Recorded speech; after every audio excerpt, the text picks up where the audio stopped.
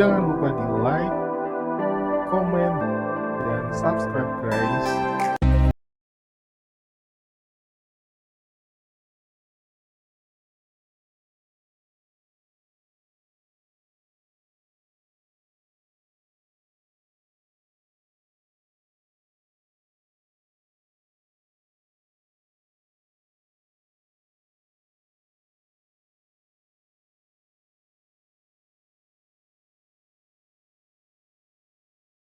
NBT balik lagi bersama channel JQMed.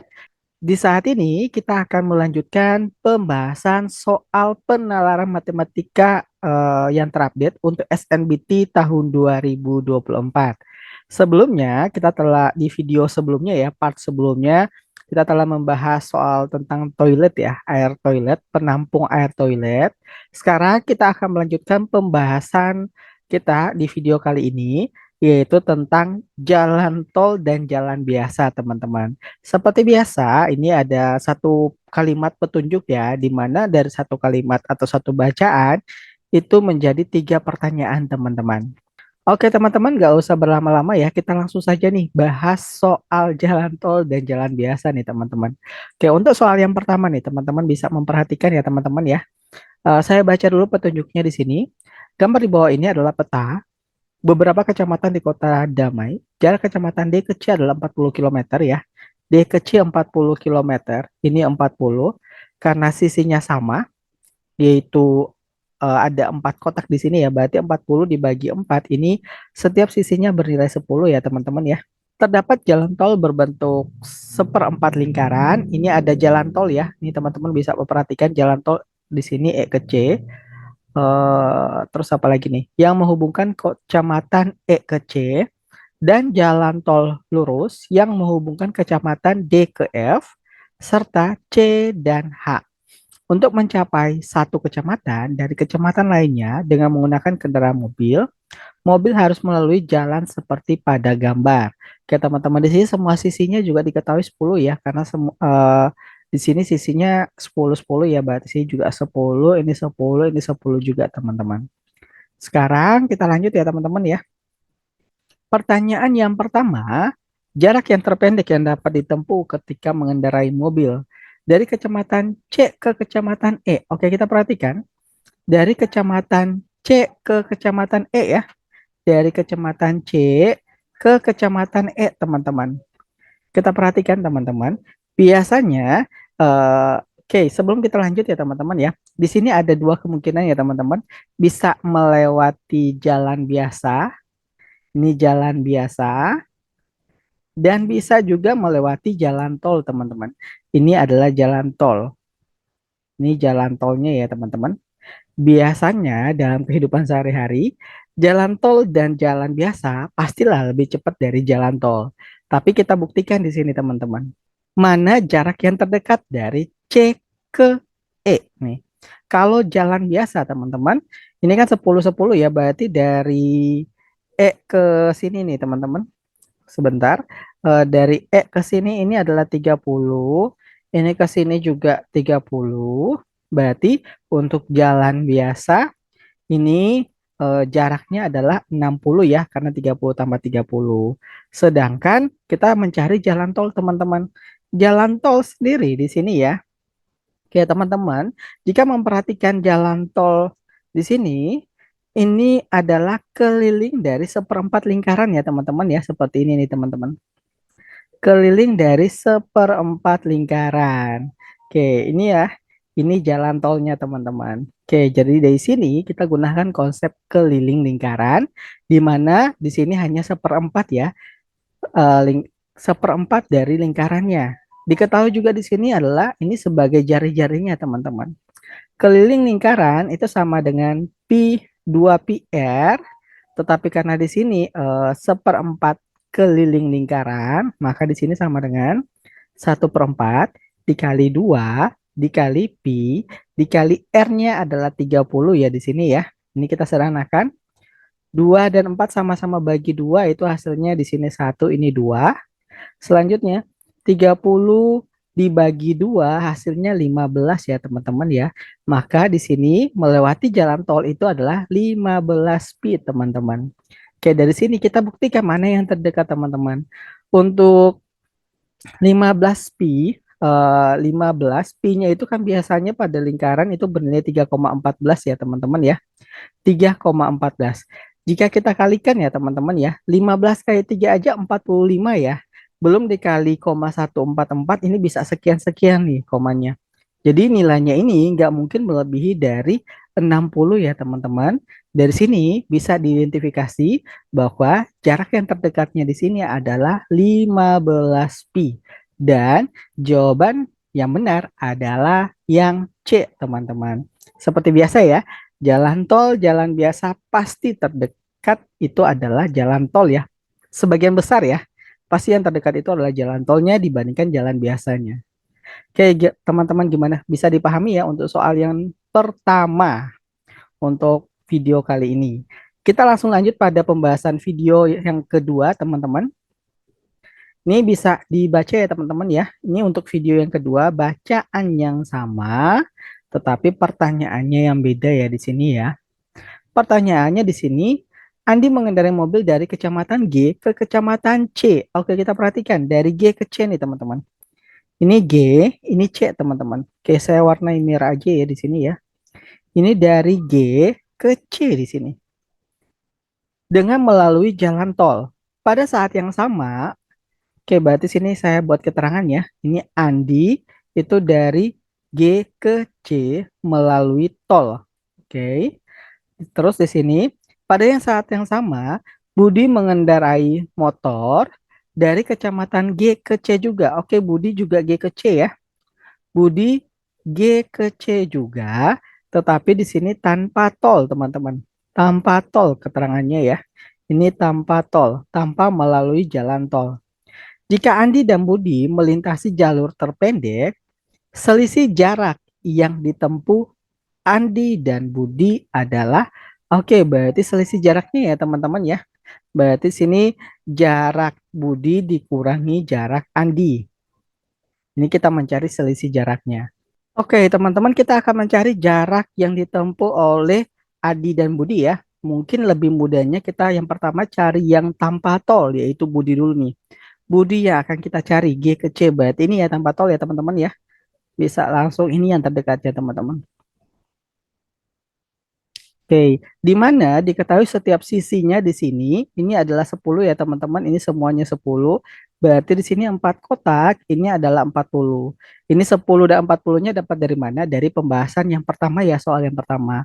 Berarti dari sini, untuk jarak dari Budi ya, itu sama dengan 10 ditambah dengan 40 ya. Ini sama dengan 50 teman-teman. Ini 50 kilometer. Selanjutnya, kita mencari jarak dari Adi nih, teman-teman ya.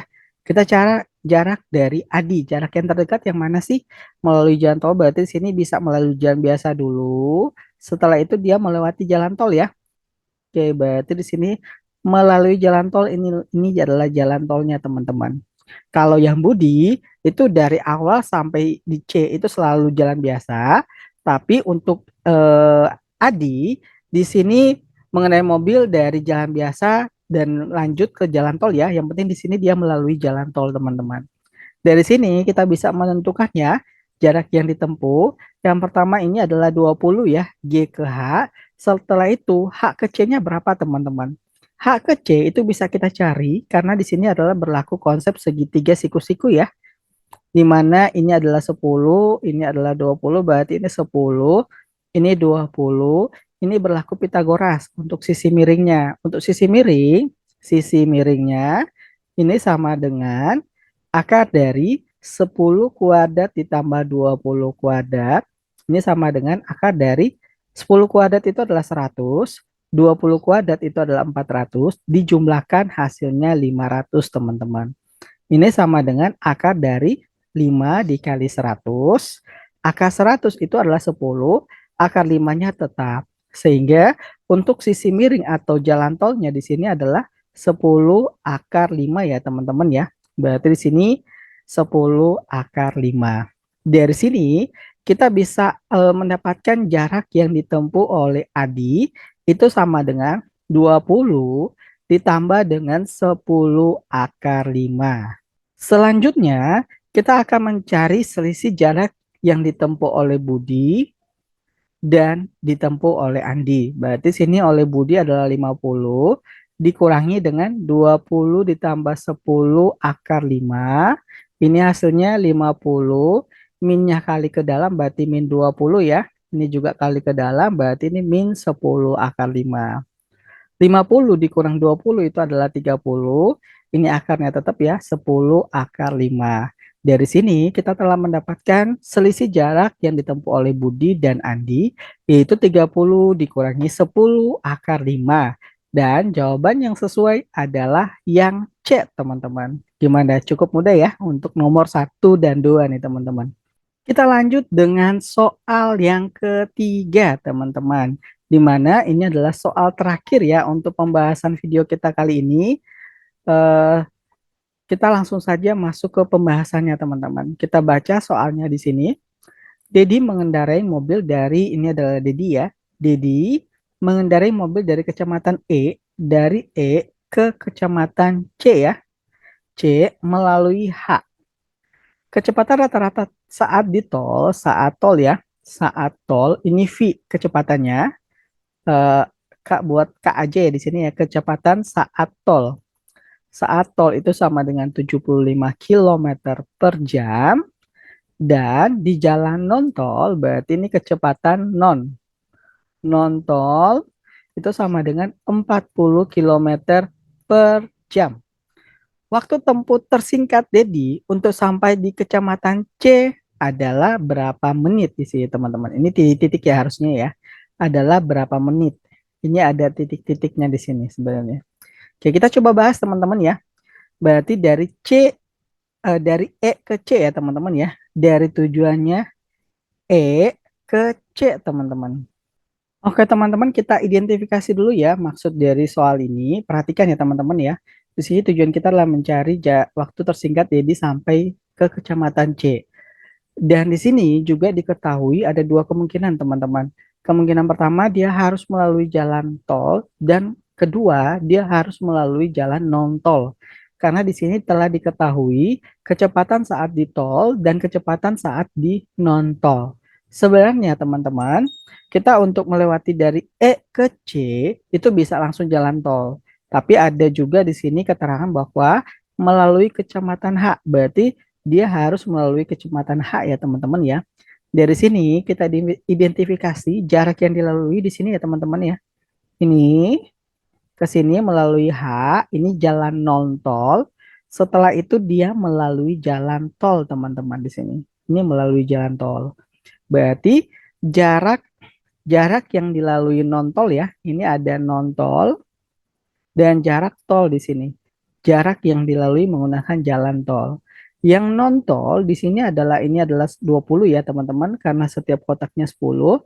Ini juga 10, maka jaraknya di sini 20 ditambah 10 itu adalah 30 kilometer. Selanjutnya jalan tol dari H ke C ya jalan tolnya ya.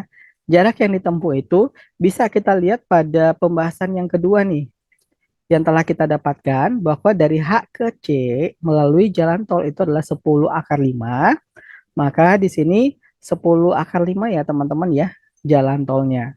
Selanjutnya teman-teman kita lanjut di sini pertanyaan pada soal itu adalah waktu tempuh. Oke, di sini berarti berhubungan dengan materi SMP ya teman-teman ya. Materi SMP materi apa nih? Ini adalah segitiga JKW ya atau biasa disebut secara sederhana itu supaya gampang diingat segitiga Jokowi. Karena seperti ini. JKW, segitiga Jokowi atau JKW ya. Oke, pertanyaannya adalah waktu, maka waktu itu sama dengan jarak dibagi dengan kecepatan ya teman-teman ya. Jarak tempuh dibagi dengan kecepatan. Berarti kita cari terlebih dahulu waktu tempuh dari non tol ya. Waktu tempuh dari non tol di sini sama dengan jaraknya adalah 30 kilometer, sedangkan kecepatan non tol di sini adalah 40 kilometer ya. yaitu 40 kilometer per jam, teman-teman.